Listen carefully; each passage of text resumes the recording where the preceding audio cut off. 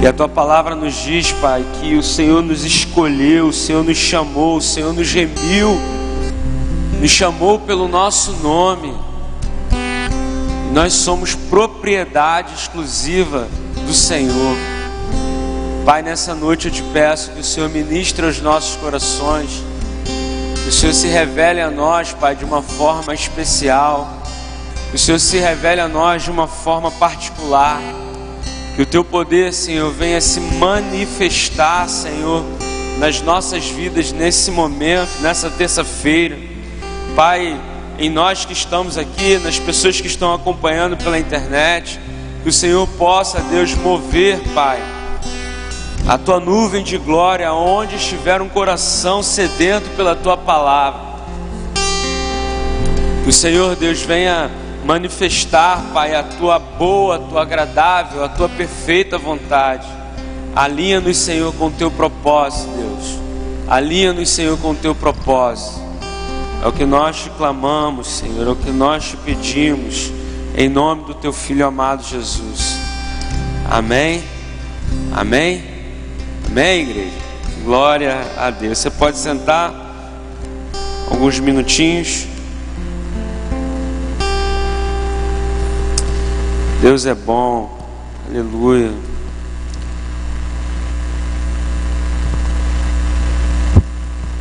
Deus é fiel. Abra sua Bíblia comigo aí, no Evangelho de Lucas.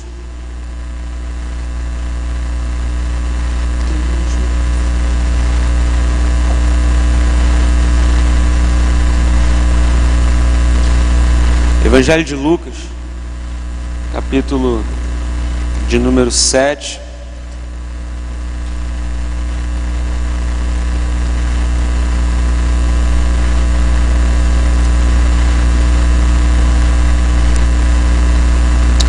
Hoje é o culto da família, amém? Glória a Deus. Vou andar um pouco mais para cá, porque está todo mundo sentado aqui hoje, né? Enquanto eles ligam a luz lá para a gente poder ganhar uma claridade aqui enquanto nós meditamos na palavra, amém? Lâmpada para os nossos pés, luz para os nossos caminhos, é a palavra do Senhor. Tem alguém nos visitando aqui nessa noite? Tem alguém nos visitando? Não? Glória a Deus, estamos em casa então. Eu não sei se a gente pode... Se eu chegar para cá fica muito ruim aí de focar. Posso colocar o púlpito ali?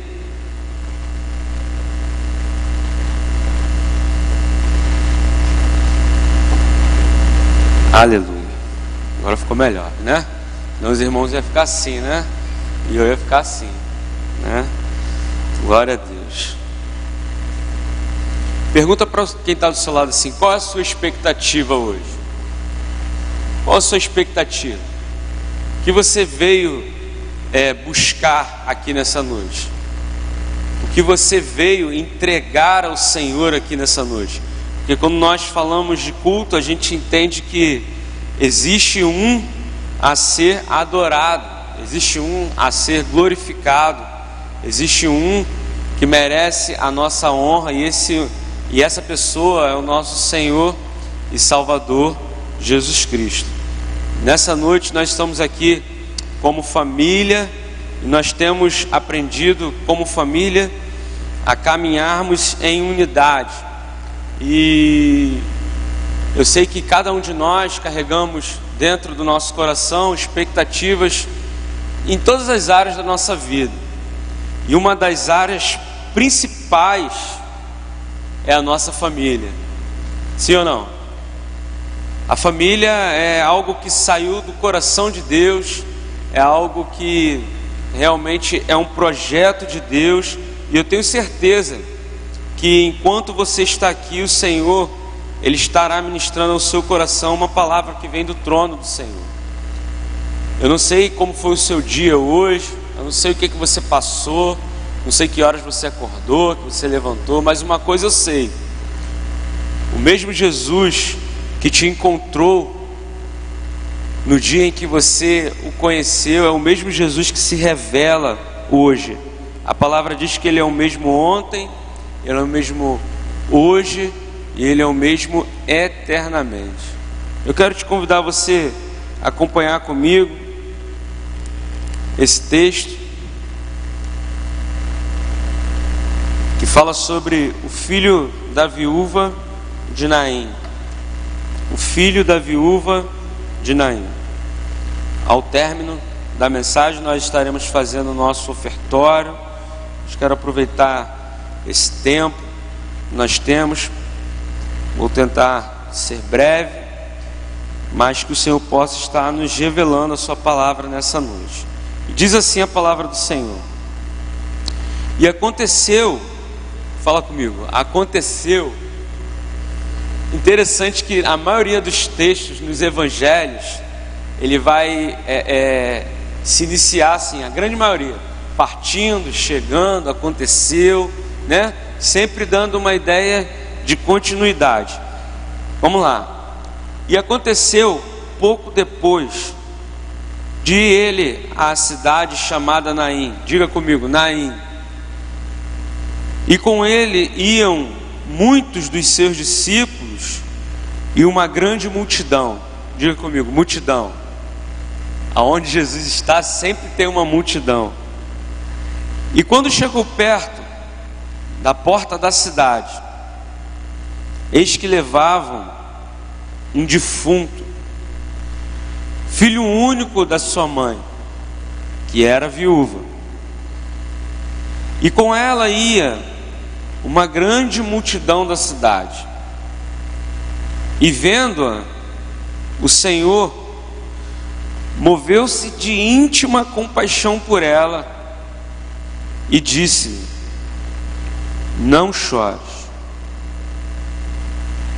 E chegando-se, tocou o esquife, e os que o levavam pararam, e disse: jovem, a ti eu te digo, levanta-te. E o defunto assentou-se e começou a falar, e entregou-o à sua mãe, e de todos se apoderou o temor, e glorificavam a Deus, dizendo: um grande profeta se levantou entre nós, e Deus visitou o seu povo. E correu dele essa fama por toda a Judéia e por toda a terra circunvizinha.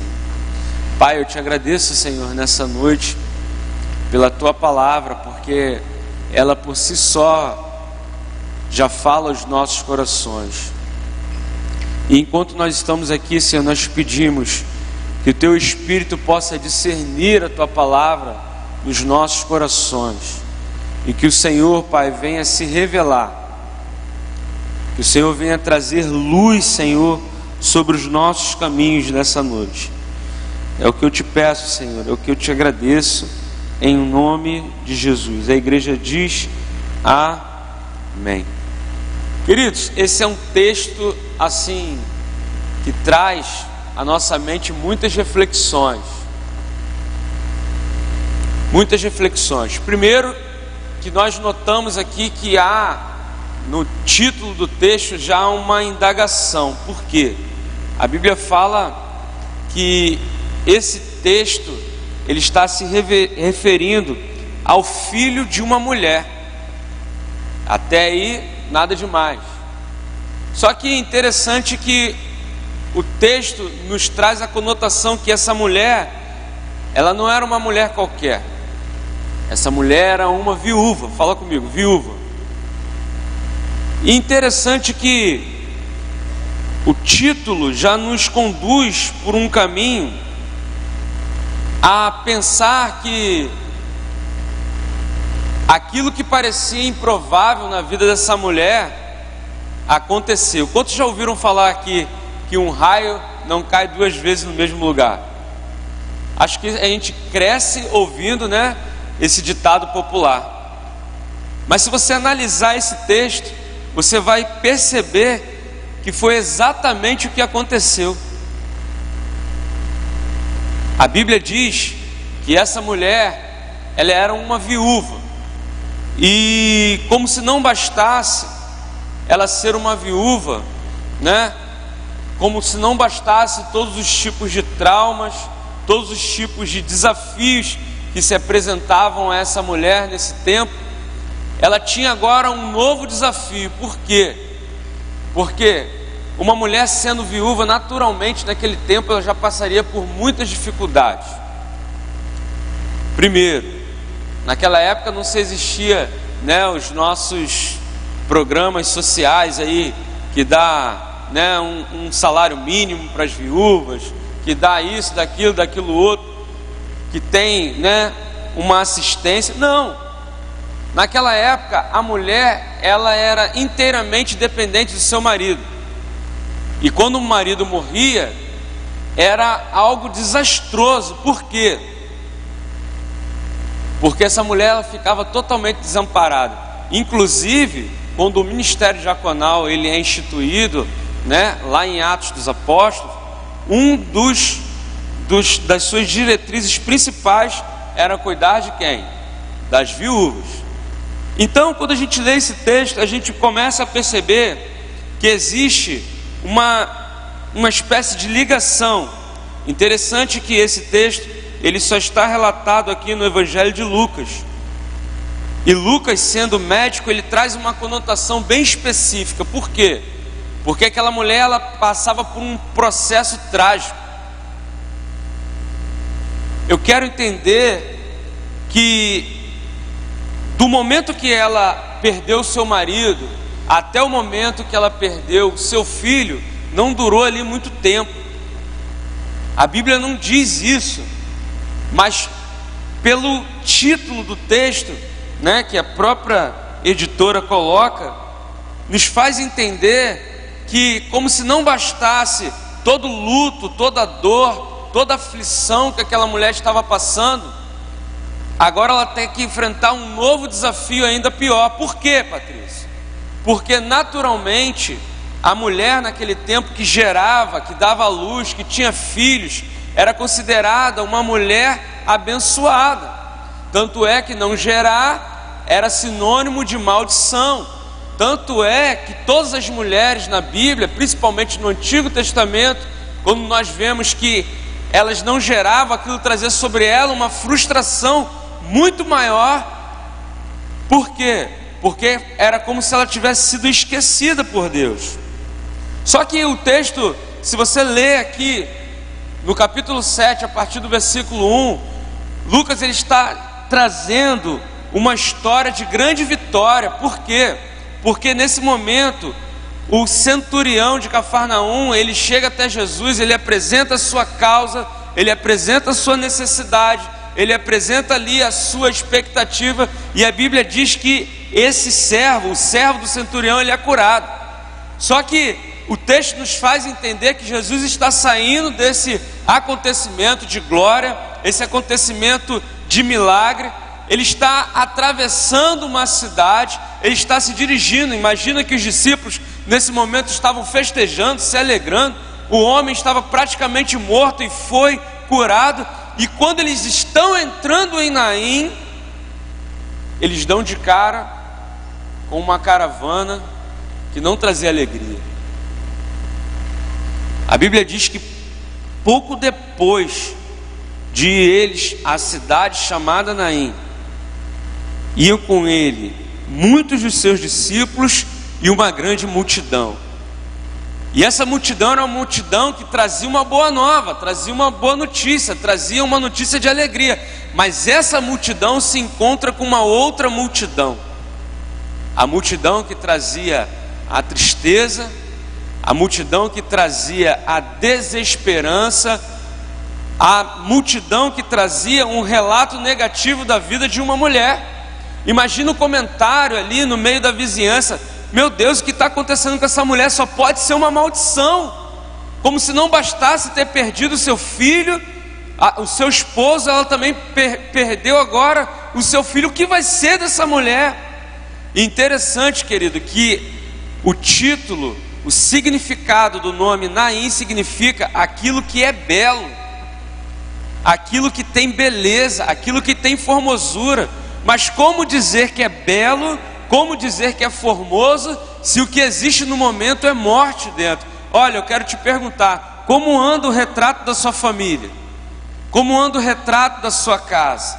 Talvez você recebeu palavras proféticas sobre a sua casa, sobre a sua família, sobre o seu esposo, sobre o seu filho, mas quando você olha para dentro de si, para dentro do seu lar, para dentro da sua realidade, aquilo que você enxerga não é de fato aquilo que foi liberado. Mas eu quero liberar uma palavra sobre a sua vida. Você não é fruto das circunstâncias, você é fruto daquilo que a palavra diz que você é. Muitas vezes nós olhamos para as nossas circunstâncias e elas não refletem aquilo que Deus falou ao nosso respeito. E isso traz para nós uma profunda tristeza. Talvez hoje a multidão que caminha com você é essa multidão, a multidão da má notícia, a multidão da tristeza, a multidão da morte. Mas uma coisa eu quero te falar nessa noite: essa noite, a tua tristeza, a multidão da desesperança vai se encontrar com a multidão que carrega a boa notícia. E no meio dessa multidão existe alguém que pode liberar a palavra sobre a sua vida, que vai trazer uma mudança não só de estrutura, mas de dentro para fora vai produzir uma mudança. A Bíblia diz que Jesus ele está entrando na cidade. E pasmem vocês, por quê? Porque naquela época era normal que os cemitérios fossem colocados fora da cidade, porque o judeu, ele tinha por princípio não ter contato com o morto. Isso era muito claro, tanto é que quando os velórios aconteciam, o morto ia na frente e os sacerdotes eles iam atrás. Por quê? Porque eles não podiam ter contato com o morto. E quando alguém morria, naquela época não se podia passar mais do que uma noite, porque se passasse mais do que uma noite, toda aquela casa seria considerada imunda. Só que na cabeça daquela mulher há duas situações: ou eu admito que existe morte dentro da minha casa, ou nunca mais eu tenho a oportunidade de ter a solução para aquilo que já está morto. Muitas vezes nós olhamos para a nossa vida e nós sabemos que o que existe dentro de nós, na realidade, não é aquilo que Deus preparou. Talvez algumas coisas dentro de nós se encontram mortos, se encontram perdidos, se encontram desolados. Talvez os nossos sentimentos, talvez a nossa esperança, a nossa confiança em Deus, talvez a nossa fé, que um dia era firme, uma fé que era bem posicionada em Deus, hoje é uma fé que se move através somente daquilo que vê. Mas uma coisa eu quero te dizer, querido, que Jesus, à medida que você dá um passo na sua direção, Ele dá um passo na tua direção. À medida que você dá um passo na direção dele, Ele dá um passo na sua direção. A Bíblia diz que Jesus ele estava chegando naquele lugar, mas quando chegou perto da porta da cidade, ei, presta atenção, pergunta para quem está do seu lado assim: qual é o seu limite? Às vezes nós mesmos não sabemos qual é o nosso limite, mas eu quero te dizer, se você não sabe qual é o seu limite, Jesus sabe. Talvez você olhe para você hoje, você pensa assim: nem eu sei como eu aguentei até agora, nem eu sei como eu sustentei essa situação até agora. Mas a Bíblia diz no versículo de número 12, que quando chegou perto da porta da cidade, ou seja, era o limite. Se eu passo para lá, eu não posso mais voltar. Se eu fico daqui para lá, eu não encontro mais Jesus. Mas eu quero te dizer que na porta da cidade, o Senhor Jesus, Ele te encontra. É na porta da cidade, não é antes, nem é depois, é justamente no limite daquilo que você pode suportar.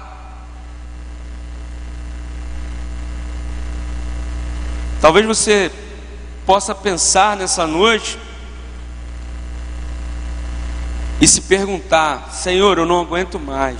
Mas o Senhor está te dizendo para você: aguenta mais um pouco, porque na porta da cidade o Senhor te encontra.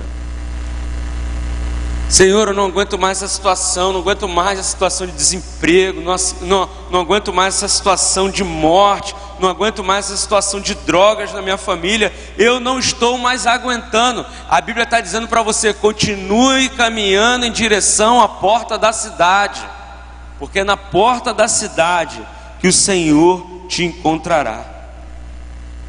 Imagina só os discípulos vindo e festejando, a notícia correndo no meio do povo. E Jesus sabia que aquela mulher não podia passar dali. Talvez estava ali Pedro, Tiago, João. E a primeira ordem é para Pedro, né? Pedro, segura as pontas, não deixa passar, porque se passar não tem como voltar. Então tem uma multidão, Pedro, vindo, mas organiza a multidão aqui, para que eles não possam passar, porque na porta da cidade, exatamente no limite dessa mulher, eu vou operar um milagre na vida dela. Interessante, a mulher, ela está entrando, ou melhor, saindo do lugar do seu luto, carregando aquilo que parecia ser a sua tristeza eterna, mas a Bíblia fala que Ele converte a nossa tristeza em alegria, amém, querido? O Senhor transforma o nosso mais profundo abismo em alegria. Eu quero profetizar sobre a sua vida nessa noite, que sobre tudo aquilo que estava morto, o Senhor libera uma palavra hoje e te diz: levanta-te. Mas para se levantar, é necessário pegar aquilo que está morto e levar até o encontro de Jesus. Quantas pessoas, né, estão com a sua vida acabada, estão com a sua vida, né, derrubada, mas a última coisa que elas pensam é ir na direção de Jesus. Toda pessoa que foi na direção de Jesus, ela teve a sua sorte mudada. Toda pessoa que foi na direção de Jesus, ela teve a sua vida transformada. Mas é necessário sair da inércia, é necessário caminhar na direção daquele que somente Ele pode mudar. Jesus, Ele pode mudar toda e qualquer situação contrária. Qual é a multidão que tem te acompanhado? Qual a multidão que tem ouvido as tuas lamúrias? Porque muitas vezes é fácil nós encontrarmos uma multidão para chorar com as nossas dores, mas eu quero te falar, querido, que nessa noite o Senhor está liberando uma palavra sobre a sua vida. Ele está te dizendo hoje: não chores, porque até aqui o Senhor, Ele te ouviu, Ele te viu. A Bíblia fala no Salmo de número 30, no versículo 5, que o choro, ele pode durar uma noite, mas a alegria, ela vem ao amanhecer. No amanhecer, na mudança de estação, na mudança do dia, o Senhor traz uma esperança para mim e para a sua vida. Fala para quem está do seu lado assim: aguenta mais um pouco. Está desistindo por quê? Você chegou até aqui, você andou até aqui, você veio até esse momento. O Senhor, Ele não errou, mas existem situações na nossa vida que é necessário passar. Jesus, Ele entra em Samaria e ali Ele encontra uma mulher samaritana. A Bíblia diz que era necessário passar por Samaria. Tem situações na minha e na sua vida que nós não entendemos, que a gente não consegue explicação. Muitas vezes a gente se esmera em procurar uma solução, mas aquilo que nós não entendemos, nós precisamos entregar nas mãos do Senhor. Sabe por quê? Porque quando nós vamos em direção ao Senhor, o Senhor nos vê. Olha o que diz o versículo de número 13. A Bíblia diz que vendo-a o Senhor, moveu-se de íntima compaixão. A palavra compaixão significa sentir a dor do outro, se colocar na posição do outro. Imagina Jesus entendendo o que eram os sonhos daquela mulher, o que aquela mulher tinha planejado para aquele momento, o que aquela mulher tinha planejado para a vida daquele filho. E quando ela olhava, ela via que aquilo que ela tinha imaginado, aquilo que ela tinha refletido, aquilo que ela tinha pensado, não era de fato aquilo que ela estava vivendo. Mas tudo muda quando nós temos um encontro com Ele, diga amém. Quando nós nos encontramos com Ele, a Bíblia diz que até a tristeza tem que saltar de alegria. Só que Jesus, Ele não é um religioso. Jesus não é um curandeiro, não. Jesus, Ele é o autor, Ele é o consumador da nossa fé. A Bíblia diz que Jesus viu aquela mulher, Jesus olhou para aquela mulher, Jesus enxergou aquela mulher, Jesus viu a situação daquela mulher, e enquanto ela ia em direção do sepultamento do seu sonho, a Bíblia diz que Jesus vai até a sua direção e transforma a sua realidade. Jesus se moveu de íntima compaixão. E a Bíblia diz que Jesus, ele quebra o protocolo, porque enquanto os sacerdotes andavam distante, Jesus foi direto na raiz do problema. Interessante, querido, que naquela época, quando alguém morria, não é como hoje, que a pessoa vai encaixotado dentro de um caixão, vai tampado, vai fechado. Não, muitas vezes o defunto ele ia em cima de uma tábua e todos podiam ver. O autor aqui fala que Jesus, quando ele chega, ele toca no esquife, e o esquife era essa estrutura em que era colocado o morto. Sabe o que acontece, querido? Quando Deus toca na nossa estrutura, Ele muda a nossa essência. Você não entendeu, eu vou falar de novo. Quando Deus toca na nossa estrutura, Ele muda a nossa essência. Porque a essência tem que ser maior que a estrutura, mas muitas vezes nós nos colocamos dentro de estruturas e impedimos que o Senhor possa agir na nossa vida. Quer que eu te dê um exemplo de estrutura? Muitas vezes o nosso trabalho é uma estrutura. Às vezes acontece algo em que nós perdemos o controle, para Deus poder dizer: ó, eu toco na estrutura para mudar a tua essência, porque a essência serve à estrutura e não o contrário. Em qual estrutura você tem se colocado? Talvez a estrutura que você vivia até hoje era uma família bem posicionada. Hoje você vê a sua estrutura ruir. Mas o mesmo Jesus que olhou para aquela mulher e viu aquela mulher, Ele te vê hoje. Ele vê a tua situação. Ele vê realmente aquilo que você está enfrentando. Ele se move de íntima compaixão. Ele libera uma palavra para você, dizer o seguinte: olha, não temas, mas deixa eu tocar na sua estrutura.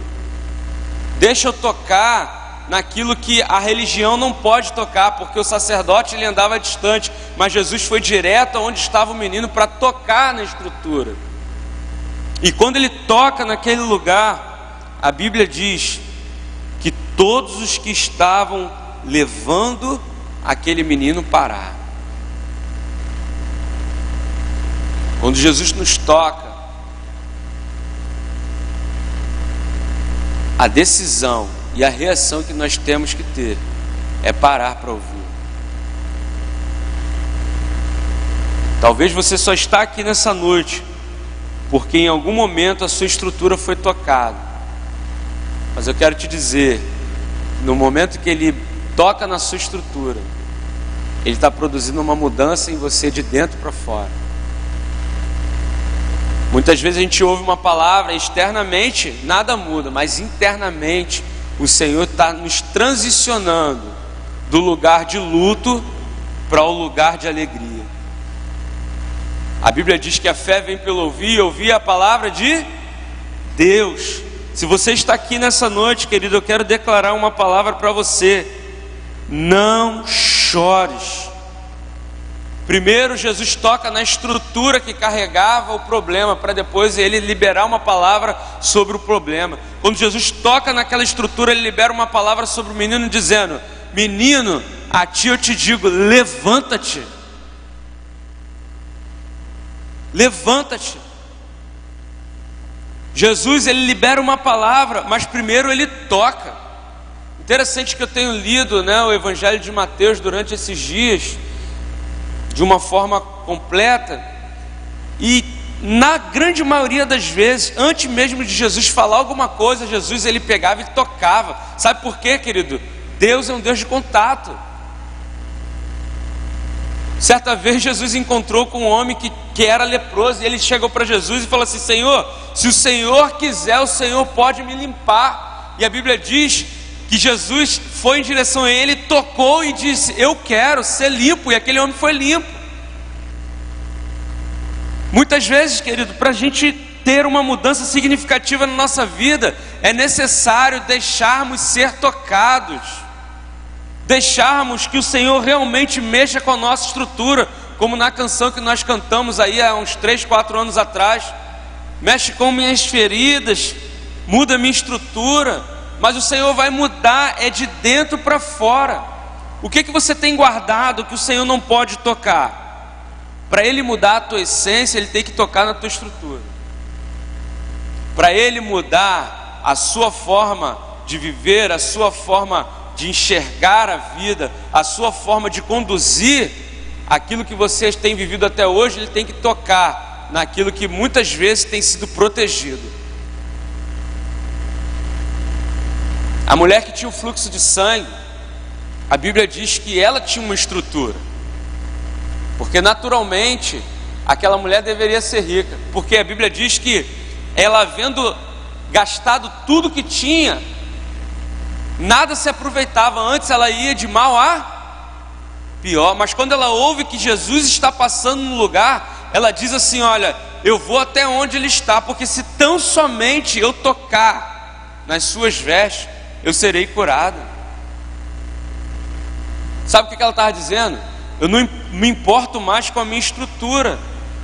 A minha estrutura, talvez de uma pose, de ser uma mulher bem reconhecida, de ser uma mulher bem posicionada na sociedade, eu posso até morrer pisoteada, mas hoje eu vou tocar. E quando ela toca em Jesus, Jesus libera uma palavra dizendo: alguém me tocou. Porque na medida que você vai em direção a Jesus, Jesus vem na sua direção. Deus é um Deus que corresponde. Fala para quem está do seu lado: Deus é um Deus que corresponde.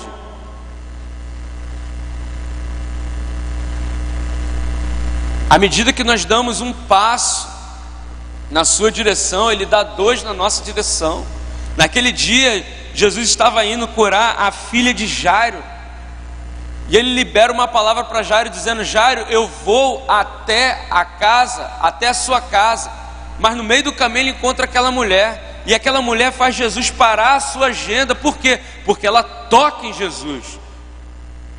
É necessário que Jesus nos toque, mas é necessário também que nós tenhamos disposição de tocar. No Antigo Testamento, quando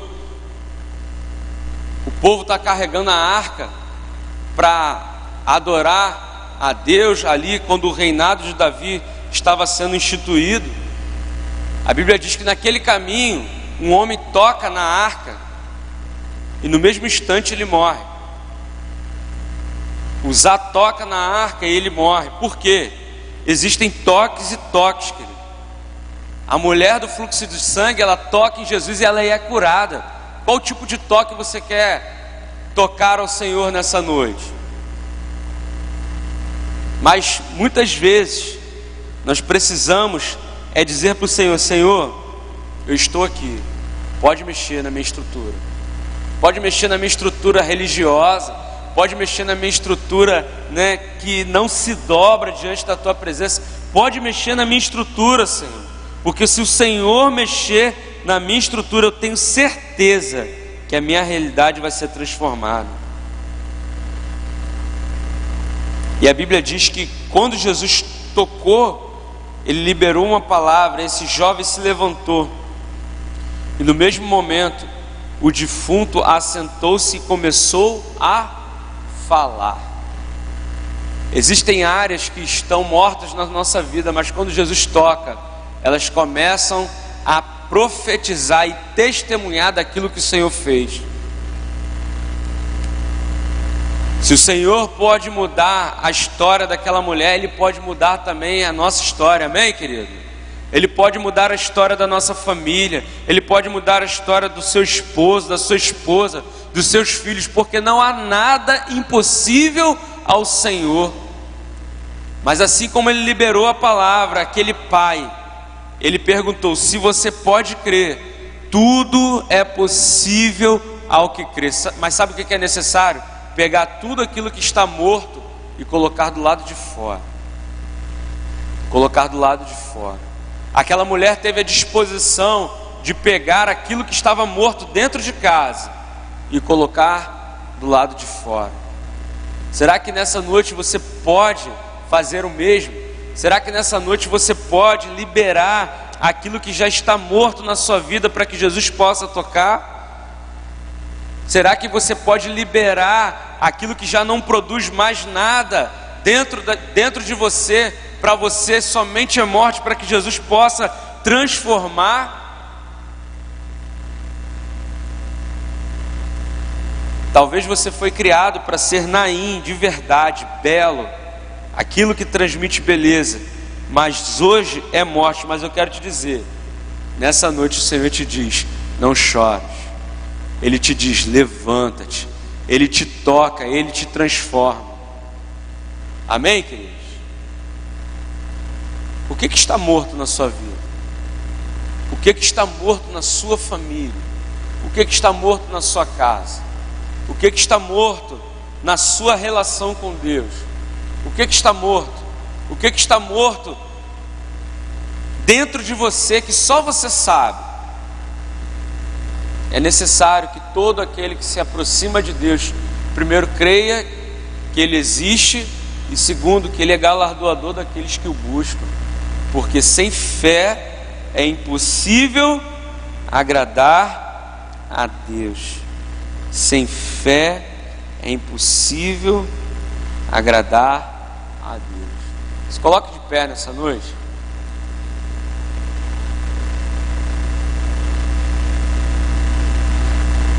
Quando nós pegamos aquilo que é precioso para nós, colocamos diante do Senhor, Ele transforma a nossa realidade. Naquele dia, aquele jovem, ele se levanta, ele começa a falar. O propósito da cura nas nossas vidas não é somente momentâneo. A cura também ela transmite testemunho. Não há nada mais poderoso do que um testemunho. O Senhor, Ele realiza na nossa vida uma transformação para que nós possamos testemunhar. Testemunhar. Um grande profeta se levantou entre nós e Deus visitou o seu povo. Hoje o Senhor, mais uma vez, Ele vem nas nossas vidas para te dizer: eu estou contigo, eu estou te vendo, você não está sozinho. Não importa o que o exame do médico disse, o que importa é a palavra do Senhor em direção à sua vida. Não importa o que as suas circunstâncias estão dizendo a respeito de você. Você não vive por vista, mas você vive por fé. Você não vive pelo diagnóstico, você não vive pelo prognóstico, você não vive pela experiência dos outros. Hoje o Senhor te dá uma nova oportunidade de dizer: querido, eu estou aqui, eu estou aqui, eu estou aqui.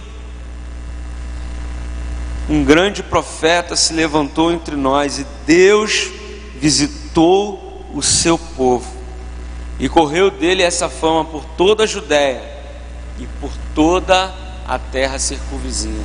A transformação que Deus quer fazer na sua família não é para ficar somente na sua família.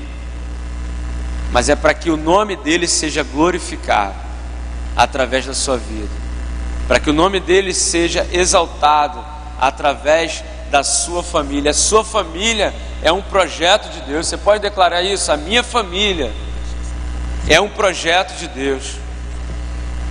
A sua casa é um projeto de Deus. Repita assim: a minha casa é um projeto de Deus. Profetiza, querido, sobre a sua casa, sobre a sua família. Essa é uma noite para nós profetizarmos. Senhor, nós cremos, Pai, que não vai ficar ninguém, Senhor, perdido. Pai, sobre todos aqueles que se encontram mortos em seus delitos, mortos, Senhor, em seus dilemas, mortos, Senhor, na sua vã maneira de viver. Pai, na nossa casa, na nossa família, na nossa parentela, nós profetizamos nessa noite, ó Pai, que nós veremos a transformação, Pai, de toda a nossa casa. Pai, nós cremos que o Senhor salvará, Senhor, a nossa casa, a nossa parentela e todos aqueles, ó Deus, que o Senhor tem nos dado, Senhor, se tão somente nós permitirmos o Senhor tocar na nossa estrutura. Toca, Senhor, na nossa estrutura, Pai, religiosa. Toca na nossa estrutura de incredulidade. Toca, Senhor, na nossa estrutura de autossuficiência. Toca, Senhor, na nossa estrutura, ó Pai, que não permite que te ouçamos com nitidez por causa da interferência que há entre nós e o Senhor. Pode tocar, Senhor, no nosso coração. Pode transformar, Senhor, o nosso coração. Porque, Pai, nós entendemos que precisamos verdadeiramente do Seu toque. Nós queremos Te tocar, Senhor, mas nós também queremos Te dizer: pode nos tocar. Você pode fazer a sua oração nesse momento agora. Fala assim: Senhor, toca, Senhor, na minha casa. Senhor, toca, Senhor, na minha família. Toca, Senhor, na minha estrutura.